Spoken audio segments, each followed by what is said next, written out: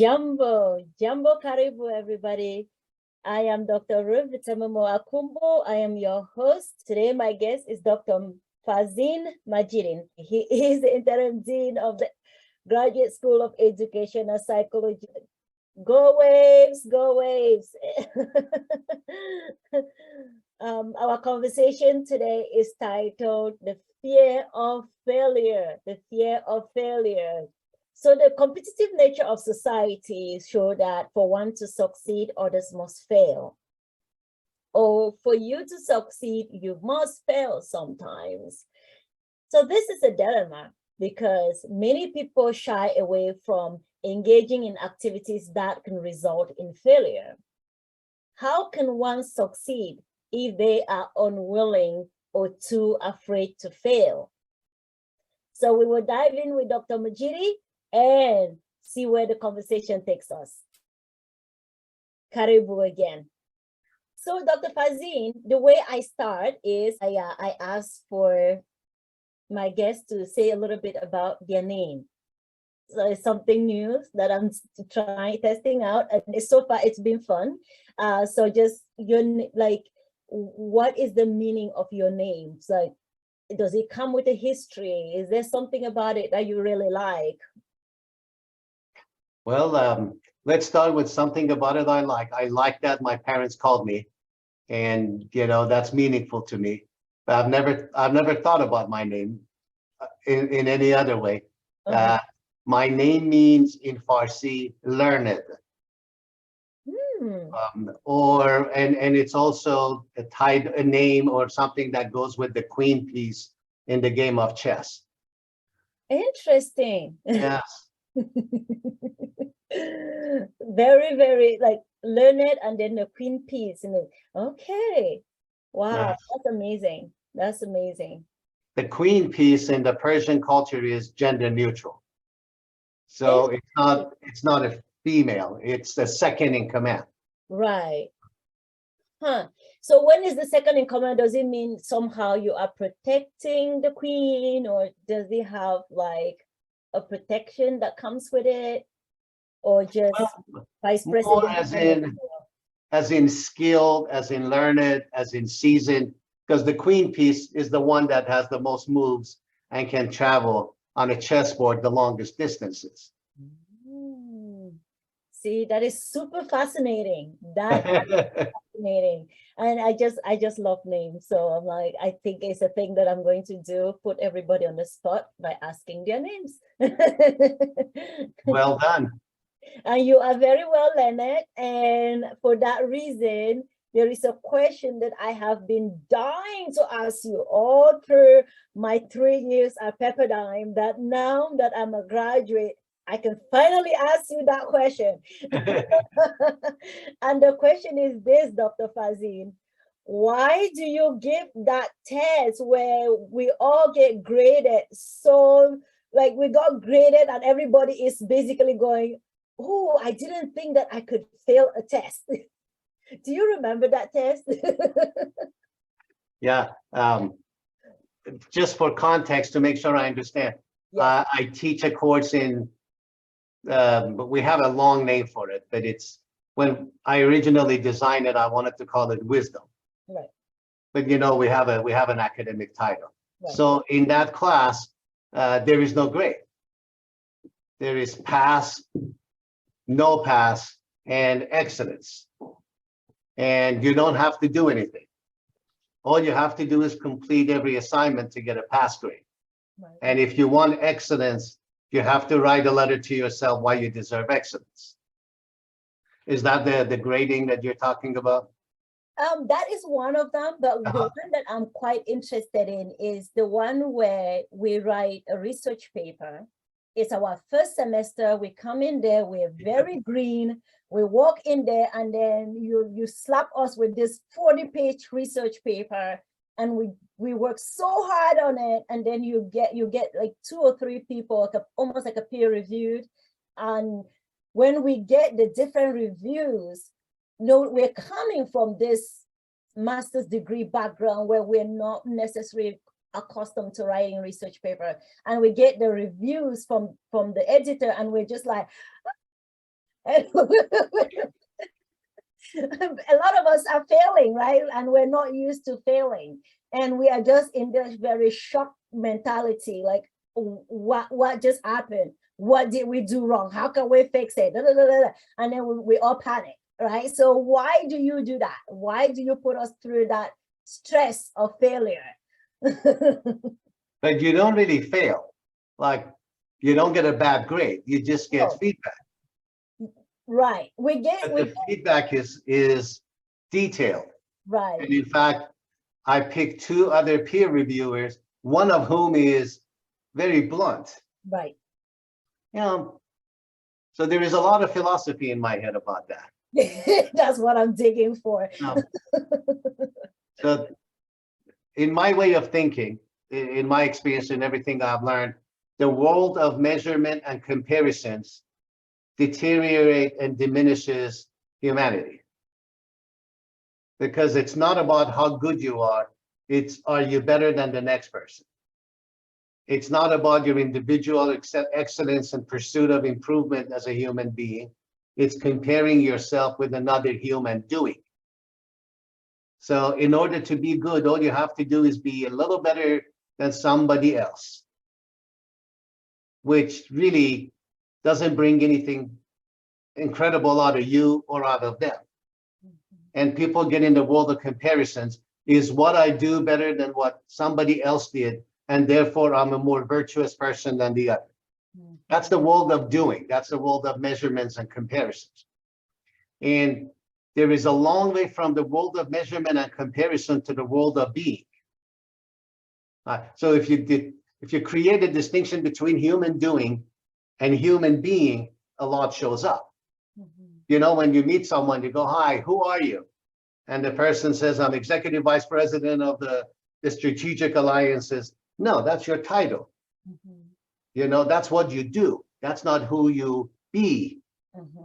So part of the goal for me is at the very beginning of the doctoral program that you live out being a doctor. That you don't have to wait to get your degree and graduate and everything just to start acting. So like recognizing your value worth as though you are already a doctor. So in that world, once you're out of, once you have your degree, nobody, once you write an article, nobody gives you an A, B, a C, or grade you on a curve. You get feedback, and the feedback sometimes is blunt, sometimes it's flowery, sometimes it's nonsensical, and sometimes it's right on. So if you start from day one with the belief that you're already a doctor, and this is the journey of a doctor, so your experience should be similar to that. So your very first assignment in the very first class is you're already a doctor, you have a journey to finish, but in that world, this is how your assignments are reviewed. And a lot of people actually publish that paper that you're talking about in journals or in conferences. So let's start with the peak experience of what you would do at the end from day one. I have to say that class really defined me as a doctoral student, because after I got the feedback that I got from that class, I had to reevaluate everything about how I learn and how I perceive learning. And I had to embrace this journey that I'm on and know that it's not going to be an easy journey. It's going to be a humbling journey. It's going to be a journey that is going to test my patience. It's going to be a journey where I have to give it more effort than I had given it in my previous journeys. Like, yes, in the undergraduate, I worked hard. In the master's, I worked hard. But for the PhD, it seems like there was a complete shift of the brain and just a different way of looking at things and a different way of working hard. So I remember at one of the papers in that class, I knew from the grading that I wasn't getting something right. And I remember just pursuing you and saying, I am missing something. And I worked so hard while everybody was on the break.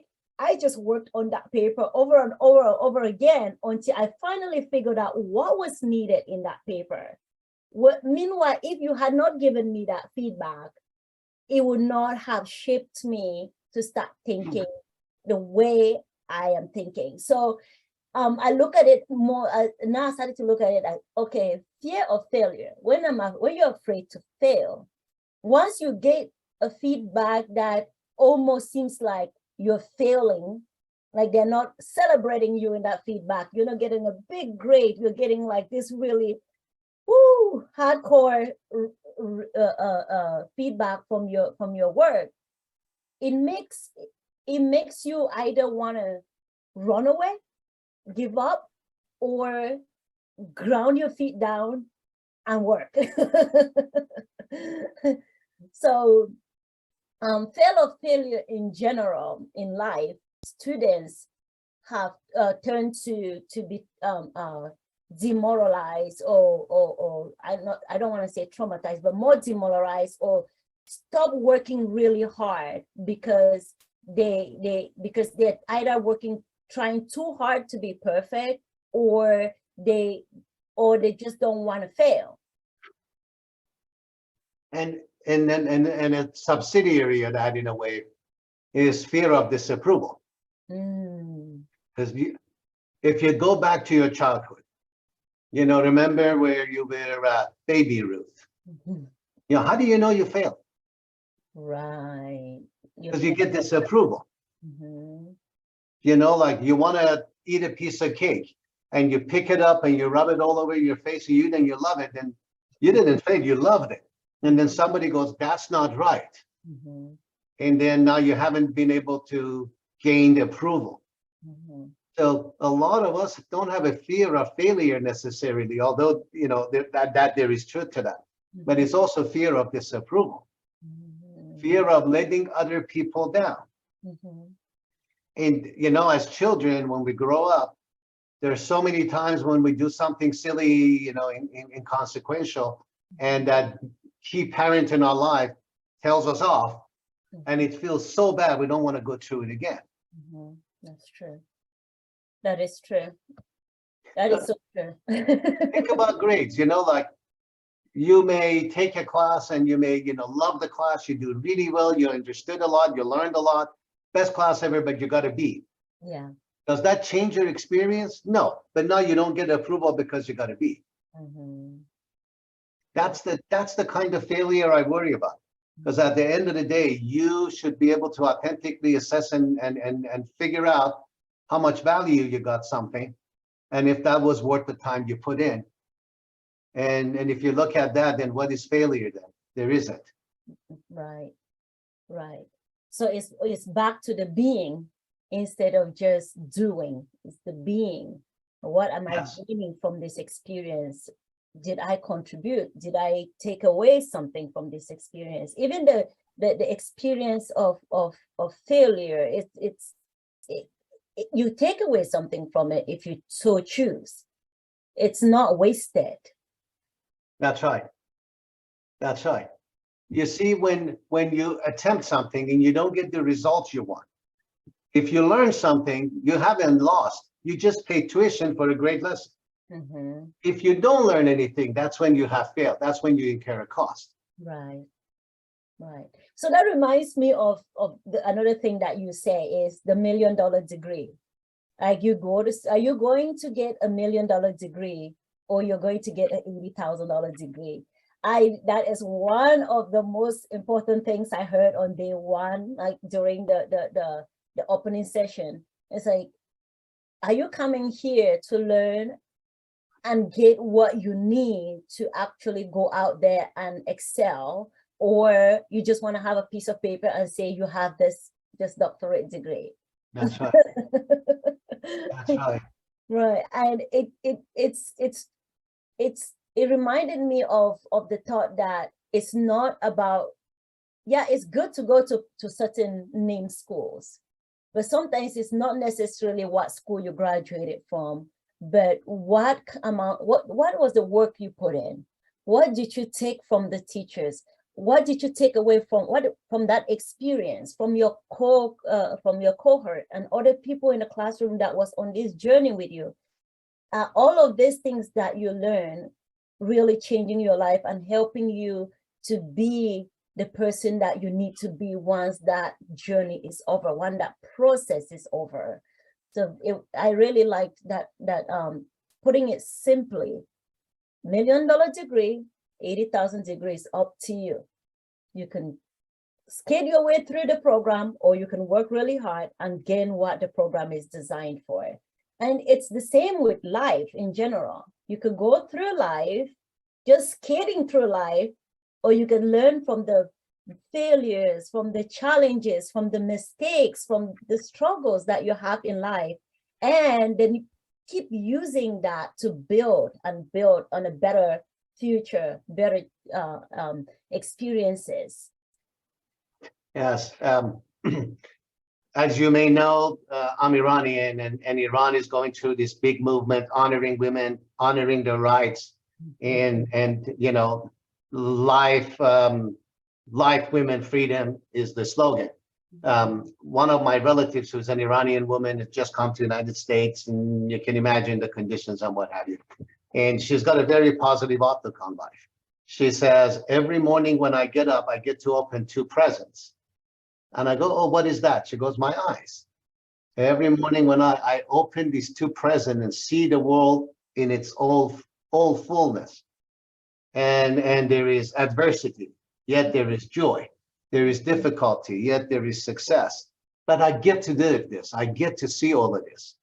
And I said to myself, that's opening the $1 million life as a gift every morning. So true. So true. So true. Such simple words, but with such depth. With such depth. We take for granted when we wake up in the morning. And Yes.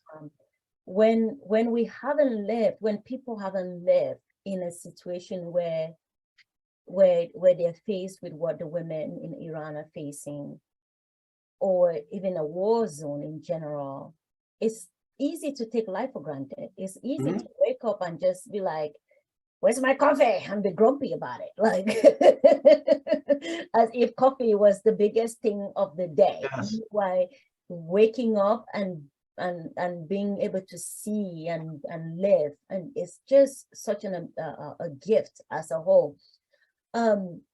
Have you in your experience as an immigrant, have you noted, or even through your educational as a professor teaching or working in the corporate, have you noted that people that come from the situation like your family member that just came from there, or people that come from war zone, or people that have experienced a lot of hardship, that they tend to handle failing or success a lot differently than people that never experience any of this? Yes. So there is a lot of conversation in my field over reliance on hard work or timeliness or quantitative methods. I'm going to put that aside for now. Okay. And you asked me as an immigrant. Right. So no country is flawless. You know, and the United States of America is not flawless either. Everything has a good and a bad and a, you know, and an ugly. But the immigrant mindset is one of resilience. You see, nobody leaves their country to come to the United States to have it worse. That's true. You know, That is so true. So, and there is a, you know, some people are fortunate, they get the results they want faster, you know, if it's wealth, comfort, etc. For others, there is a grind. The grind may be challenging and may be overwhelming, but you grind it out, you improve your life from where you came. So I see a lot of resilience in the immigrant community. You know, like, because, you know, God knows how many times I make mistakes and I got knocked down on my rear, and you get up, you dust yourself off, and you keep moving. Because, you know, what's the alternative? Right. You know, in my case, I can't go back. There is no alternative. There is no other place for me to be in the world. If the United States one day decides I can't live here, I don't have a place to go. So that perseverance, that resilience, Angela Duckworth calls it grit. Mhm. And most of the research, if not all of the research I've seen, suggests those are the factors that predominantly support success than anything else. Grit and resilience. Wow. So you have experienced this, as have I. You and I speak with a different accents than Yeah. folks that are raised here. Yeah. They have an accent too. Yeah. Yeah, to us, they have an accent, right? So how many times a day you would say, "Can I have some water?" Go, what? You go, water. Oh, water. Yeah. You know, every time you're reminded. Yes. Every time you're reminded, and you know, like you can give up and pack it up and be miserable. That's choice A. Yeah. Or you can say, "Oh, okay, their accent is different than mine. No better or no worse." Right. And move on. That's a conscious choice you make in the moment, you know, all day long. Right. You know, Dr. Farzin, one thing that the dilemma I faced one time with exactly what you're saying is I was in the United States. Maybe I've been living here maybe 6 months. Uh-huh. I'm walking around with some friends, and they're all Americans, Midwest, and I kept saying something, but not saying it right. Yes. And I kept getting corrected, Yes. and just corrected. I was so exhausted. Yes. For the first time, I was like, I want to go back home. I was so tired by being corrected that Yes. the fatigue of it all, I've been here just 6 months or less. How am I going to survive this long Yes. period of just constantly being corrected? And I noted this because I also saw somewhere, as I was kind of just reading and reviewing some notes on this, they said some people don't want success. Some people actually have a fear of success because they do not want the change. They don't want the discomfort that comes with constantly being corrected. They do not want, they have the grit, they have the resilience for other things to go in and actually do the hands-on job, but they don't have that emotional resilience to keep going. They don't want maybe if they become in a leadership position, they don't want the criticism that will come with them making mistakes in that leadership position. So they refuse the success, they refuse the change, and now it becomes a fear of success.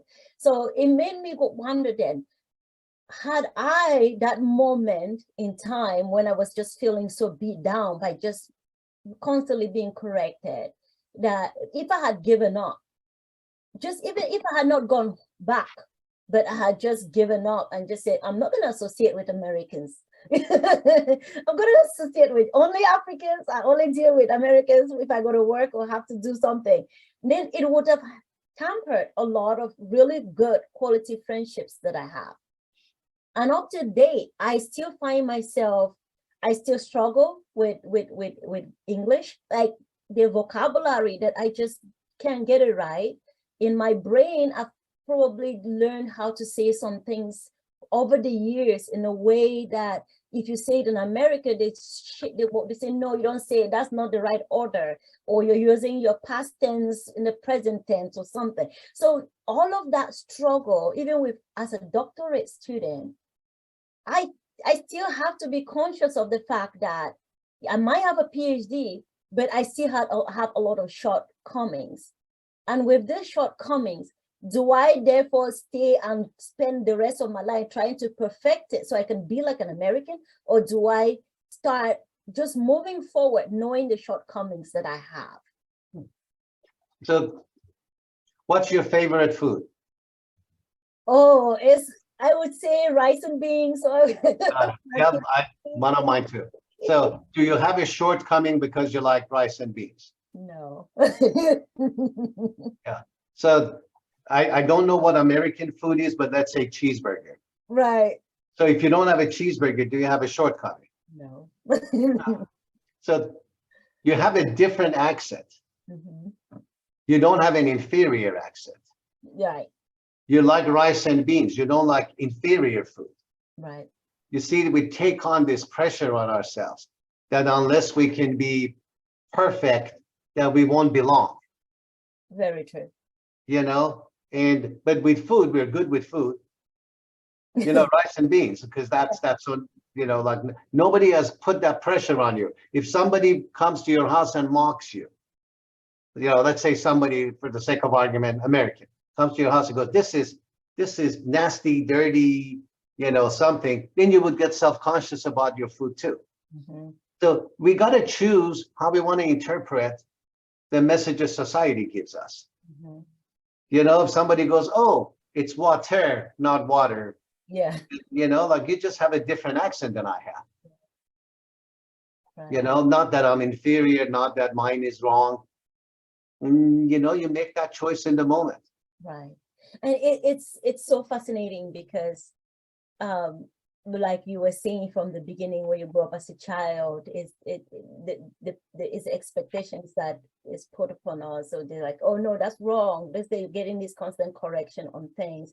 So if somebody, even if they're correcting you sometimes in good faith, it's easy to think, oh no, I need to fix it to be exactly like them. So even coming to that awareness that you are different, and that your accent is different, and that maybe the way you look at life is different, or the things you eat might be different. It might stink, like some people say, oh, that smells like feet. But to me, it smells delicious. Yes. Yes. Yes. Yeah. So it's that awareness, and like you said, having to just make that conscious decision in the moment. And I really love that you said that, in the moment. Yes. Because it's something we've developed, this personality, we've developed these things from our childhood, before even most of us come here in our 20s or even 30s. So we already have a really long funds of knowledge, a very long established way of doing things. So now we shouldn't put that pressure on ourselves to change overnight, or maybe we'll never change in some of these things. We would really never change. I probably will never be able to say water exactly like that all the time. When I'm tired, my accent is going to be like, woohoo, like it comes all out. Yes. Yes. And I have to be conscious in that moment to say, that's who I am. That's part of my identity. That's part of my heritage. I have to just embrace it and keep going. Even if somebody criticizes me for it, I just have to keep going. I cannot afford, like you said, we can't afford to go back. We can't afford to just give up. Yes. Yeah. I say this in class, and sometimes people take that as arrogance. Now, that's, for me, that's neither here nor there. I have a fundamental belief. Nobody can waste my time. Nobody has the ability or the power to waste my time. Only I can waste my time. So if somebody goes, I don't want to waste your time. What makes you think you can waste my time? Like, if I don't want to do this, right. If I think it's a waste of my time, I would say no. Right. I can't do it. Right. And if I'm doing it, it's not a waste of my time. Right. And that's a choice you make about who owns your life. Right. If you choose that I own my life, right. All right, that doesn't mean I'm not going to suffer or not going to have setbacks and stuff, but I suffer. I do well. I choose. Another thing I say is nobody can insult me. Somebody said, but I said a bad word to you. So you said a bad word. That doesn't mean I got insulted. Right. You said a bad word, so I know you have a foul mouth. I choose to get insulted or not get insulted. The emotions will show up. Nobody that, if somebody calls me a baldy, right. Well, yeah, doesn't insult me. The intent is hurtful. Right. If somebody says something to you to hurt you, that's uncomfortable. But nobody can insult me. Nobody can waste my time. And if you own your life like that, right, then your interpretation of events in the moment becomes something that supports you to grow, to be better, to be better than yesterday, not better than anybody else. And little by little, you move on. So it's almost like in the highway of life, if you're not holding the steering wheel, then somebody else is. That's true. That's true. I usually say that God gave all of us a brain for that reason. Yes. You've got to dig into what you have, or else somebody else is gonna run the right life for you. Somebody's gonna drive you right off the cliff and then blame you for driving you right off the cliff. Yes. With everything you've said, I'm thinking now about us being in a world or where race is such a big discussion right now, with diversity, equity, inclusion, and belonging. And it's true, we got to make this conscious decisions to be able to be in those situations.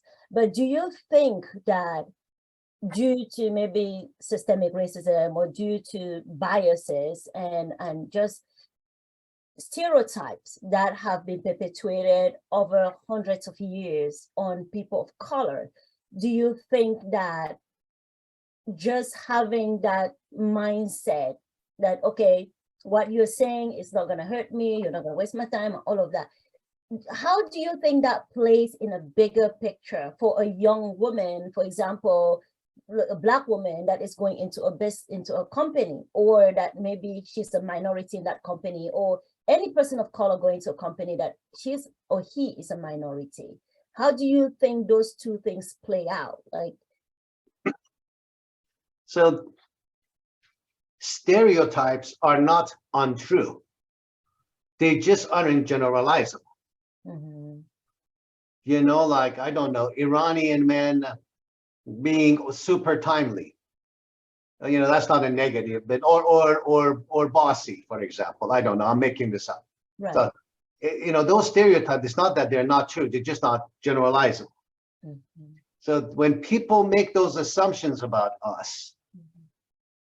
how we deal with it becomes really important. For example, have you ever had a scrape on your hand? Like, or knees, hands?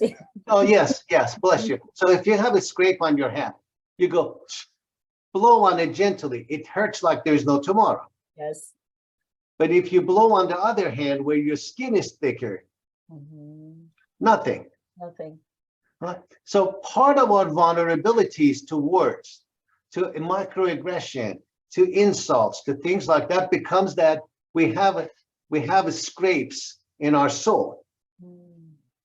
You know, you call me a thick-headed Russian. I don't have any scrapes in my soul. I don't have any wounds. You know, I laugh at you. You tell me like you are a super religious, super, Muslim Iranian. I may have something. Right. So that's that same blow. It's that same innocuous thing.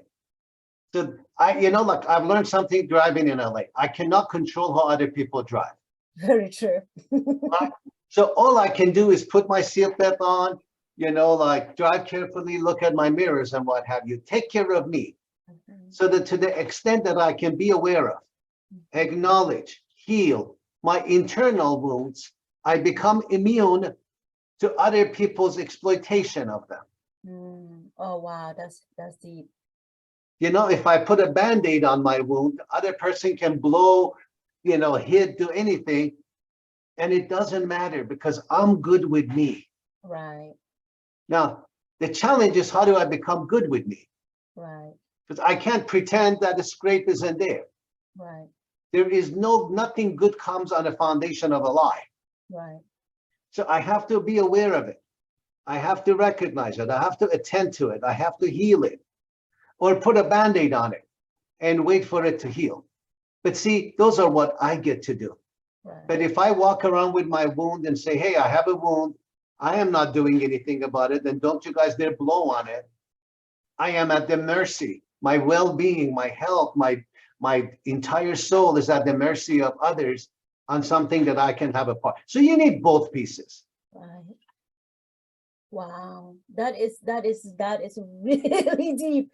That is really, really deep, because I am thinking about, just for example, I am a Black woman, and if I'm in a company, and there's just I can really reflect being in the entertainment industry for 17 years. It's just, there are things that I just had to check off. There are things that I had to say, that sucks, that hurts, but I will work on healing that wound.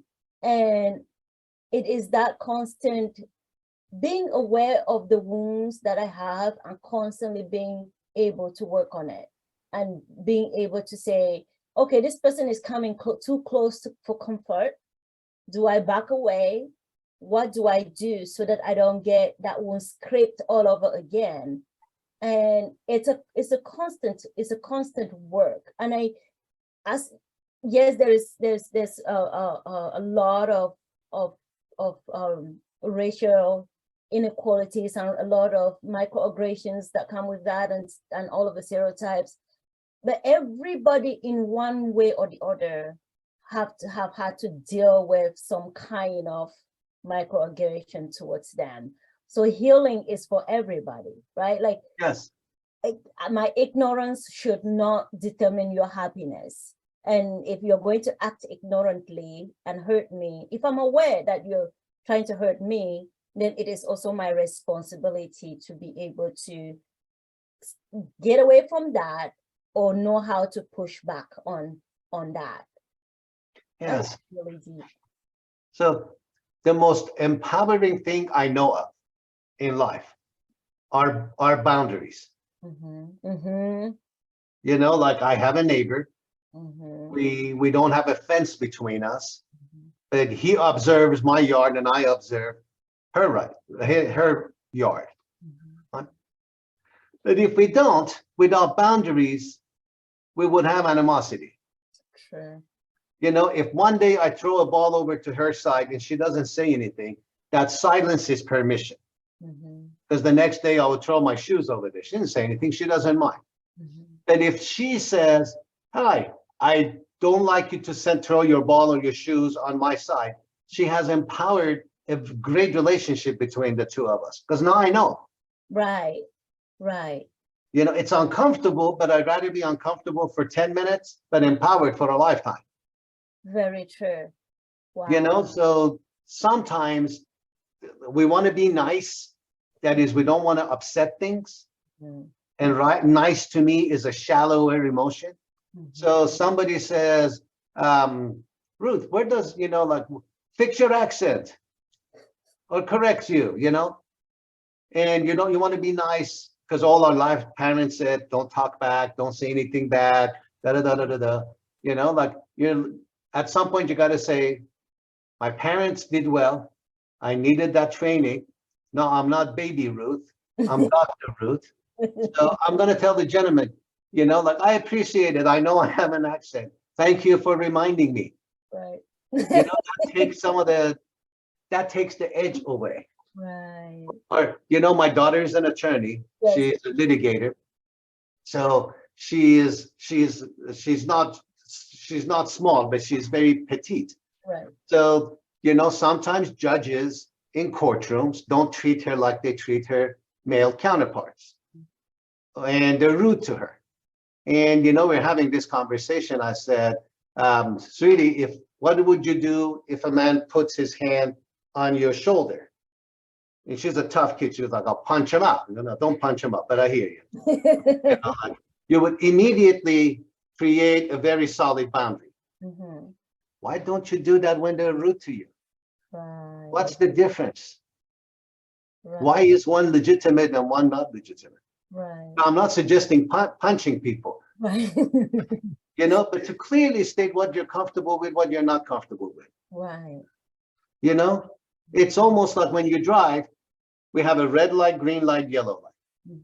All right. What if these were all like purple and blue and beige? And how would you know when to stop?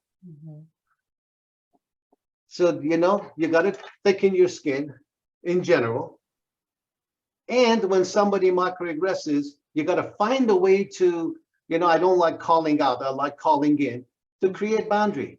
You know, that makes me, I know you mean well, not questioning your intent, but that makes me uncomfortable. And I need to work on myself, and I appreciate if you, you know, watch what you said too. And then there's some version of this everybody can be comfortable saying. That is true. That is very, very true. Wow, Yeah. I keep forgetting about boundaries. We keep forgetting about boundaries, but boundaries it doesn't need to be radical. Boundaries Yes. don't need to be radical. Boundaries Yes. can be something as simple as politely saying, I know where you're coming from with that, but I do not like it because of this and that. So Mhm. yeah, wow, yes, yeah.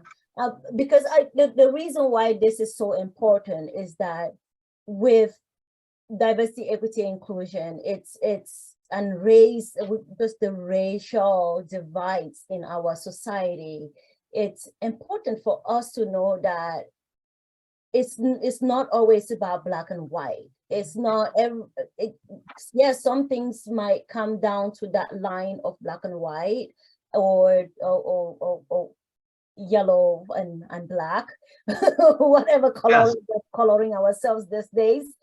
But not everything is because of it. Sometimes people are just people, and even within black people, there's boundaries that are needed. So being able to handle boundaries in a polite and friendly way is very, very important in excelling. Like I can visualize myself now Yes.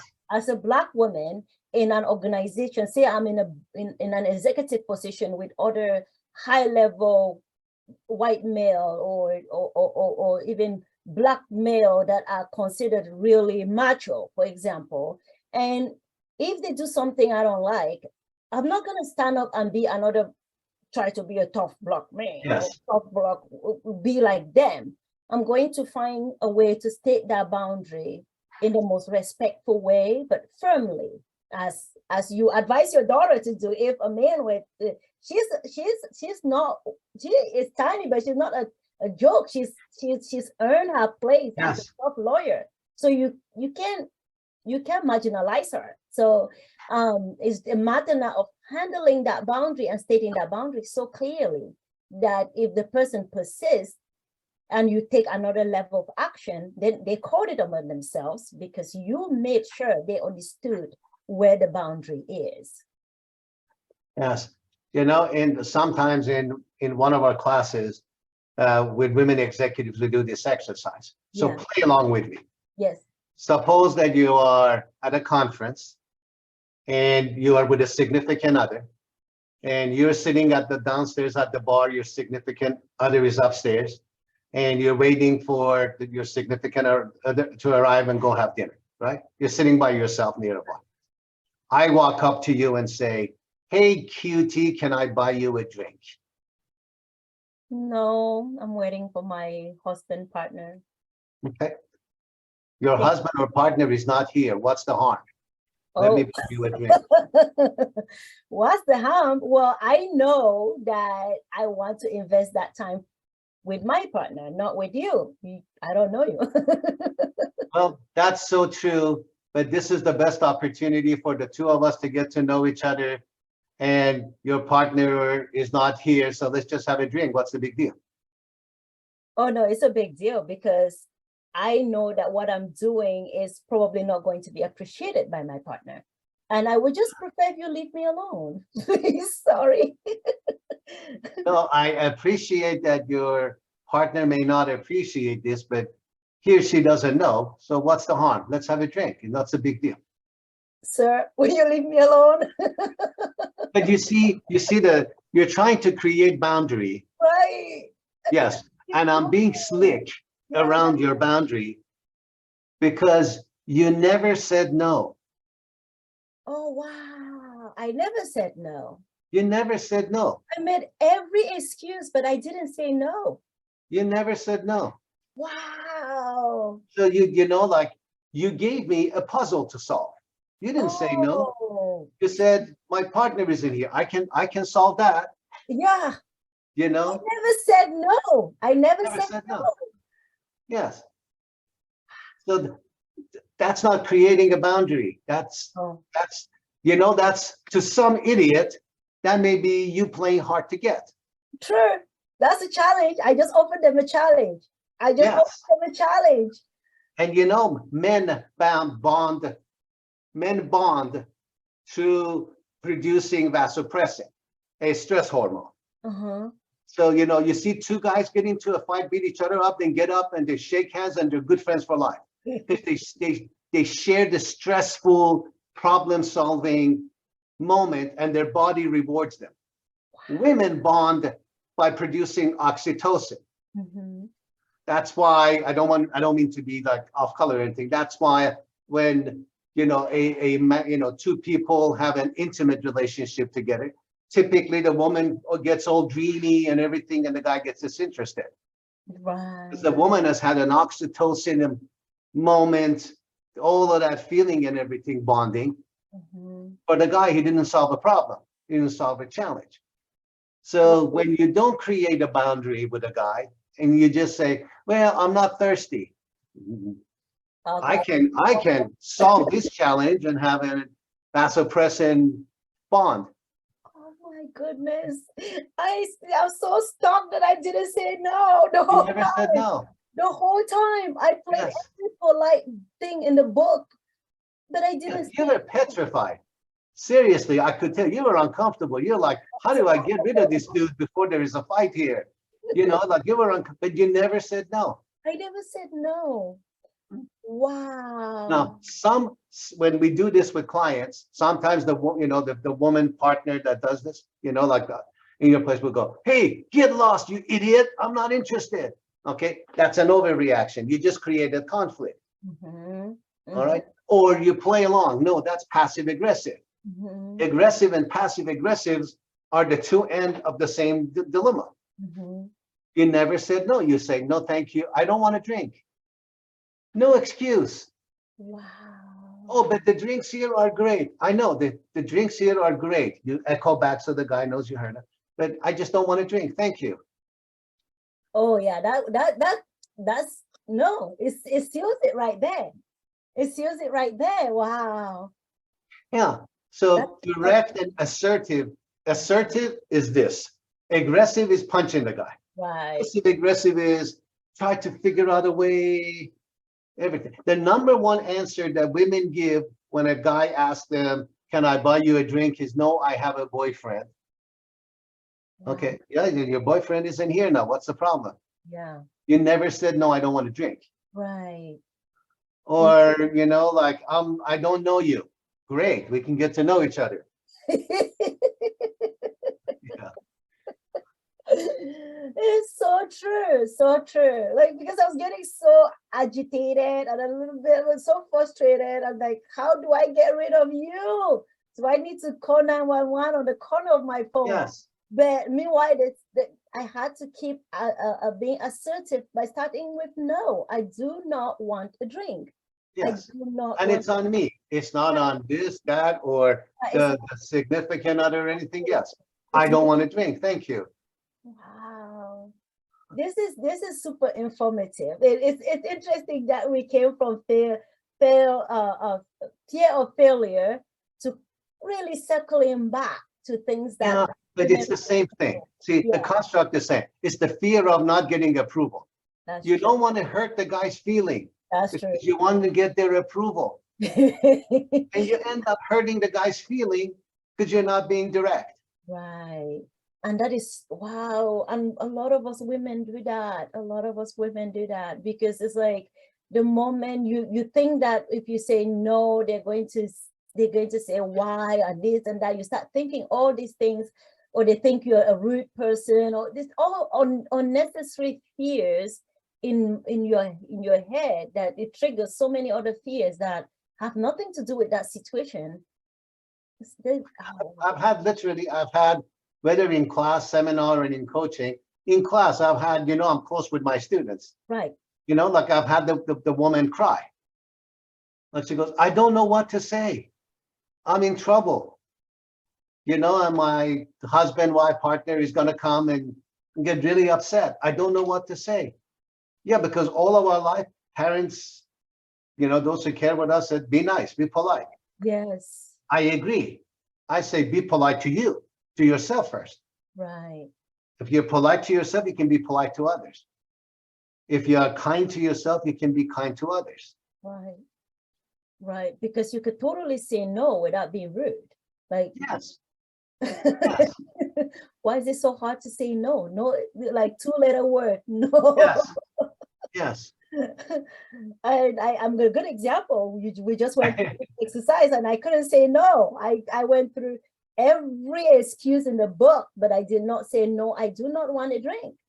Yes. And it's interesting because I don't drink. Like normally when somebody says I want to drink, it's usually alcohol or something. I don't even drink. So I could just say, no, I don't drink. Thank you. You say, no, I don't drink. I said, okay, That's I'll buy you dinner. excuse. You know, I'll buy you dinner, or I'll buy you a virgin drink or something. You got to say what you want. You got to clearly state the boundary. Right. No, thank you. Or no, thank you, I want to be alone.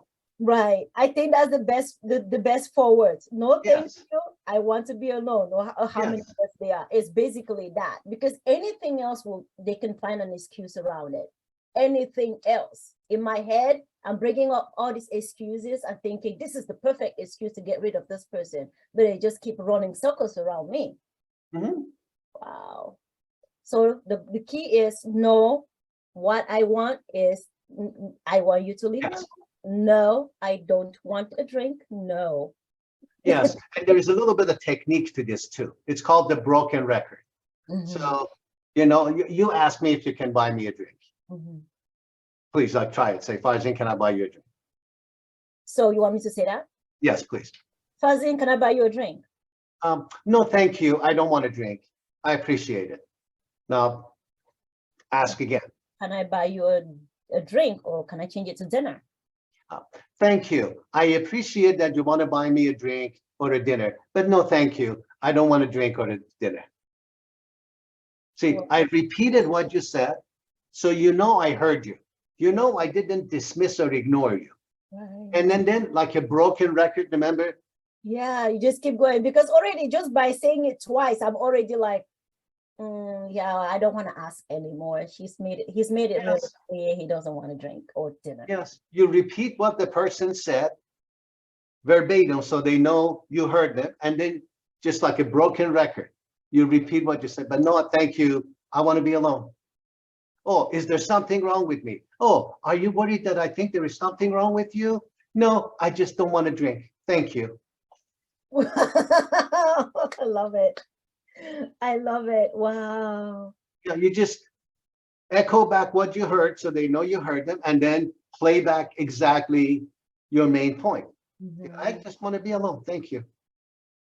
What, you think you're too good for me? Oh, I'm sorry. You have the impression that I think I'm too good for you. No, that's not the case, but thank you for asking. I just want to be alone. Thank you. Wow. I really appreciate this. I really because no matter how assertive we think we are as women, we really struggle with this. We really struggle with this, because if you had asked me how I would have reacted, before even asking me that question and going through this exercise with me, I would have confidently said, I would tell them I don't want anything to do with it, or I would have maybe like thought in myself that I can diffuse this situation in seconds. But no, I really cannot diffuse that situation in seconds if I don't purposefully make it in my to say no, this is what I want. No, it's not what you're offering is wrong. It's that this is what I want. Wow. Yes. Dr. Farzin, this is really amazing and this is great. And if anything, I have to say that you have given something for a lot of women to just hang on to and free themselves from a really uncomfortable situation. And this can apply anywhere, even with family, Yes. Yeah. So at work, at school, with friends, on a bar, sitting on a bus, like this applies everywhere. Just having that confidence to respond in the appropriate way without minimizing yourself, without making yourself feel like you're less than, or like you have to justify the reason why you're saying what you're saying. You don't have to justify it. You just, that's just what you want. There's no justification that goes into it. And being able to give yourself the permission. Yes. Okay, I'm giving myself permission to say no, thank you. Right. I'm not being rude or anything. I have that right to give myself the permission to say no. Your boss says, can you stay? So can you come on Sunday and work? I would love to, but I can't. I have another commitment. Thank you. Well, this is important. I understand how it's important. When I come back on Monday, I'll treat it as most important, but no, I have something to attend to. Just give yourself permission. Be kind to yourself. Then you don't have to worry. You don't have to leave your entire sanctity as a human being in somebody else's hand. They can microaggress all day long. You just don't take it on. And that has to get confronted. I'm not dismissing microaggression. Right. It's like, what is my part? Yes. In a situation that is maybe racially charged, or that is biased, or that is whatever label we put on that particular situation. What is my responsibility to me in that moment? I need to know that responsibility and act accordingly. Yeah. Right. Very quickly, I know your time is up, but there was a moment when somebody asked me recently a question that I didn't like the tone. It sounded accusatory. I was uncomfortable. And I have time. Don't worry, I have time. No, but this is short. I said, it's very hard for me to give you an authentic answer the way you phrase your question. The way you phrase your question felt for me as accusatory or dismissing of my identity. But I want to give you a good answer. Do me a favor. Can you ask this question differently? That was creating boundary. It was uncomfortable. There were a lot of people in the room watching, but I'm glad to answer you, but you got to ask in a way I'm comfortable answering. Right. Wow. And then you gave them an opportunity, right? Because you could have reacted to that question, and then it would have ended up being completely not a good situation. Worse than the discomfort that was felt at that moment. It could have been worse. But taking the tactic that you did to say, look, I know you have a good heart. This is probably coming from a good place. But if you just reword it differently, I can be able to answer you in the way it was given. That's really thoughtful. I want to be like you when I grow up. But Ruth, I wasn't like me always. Right. You learn, you develop this. You develop love for yourself. You give yourself permission. You stand up for yourself. And it comes in time. Nobody has superpowers when they're born. Right, that's true. That is so true. That is so true. So the key takeaway is give yourself permission and boundaries. Have grit during a situation that you think you're failing. Have the grit to keep going. Always look at the $1 million result of that situation, and not just whatever you can get in the moment. And learn to say no. Learn to say no. Wow. Thank you, Dr. Farzin. My pleasure. I miss you. Like, I truly miss you. I am a graduate now, but I do miss my days in your classroom, and I miss this deep psychological conversations, philosophical conversations. I do miss them. I'm in no shape to do this, but maybe if I get in a little bit of shape, one of these days you'll take me on one of your hikes. I cannot wait for that.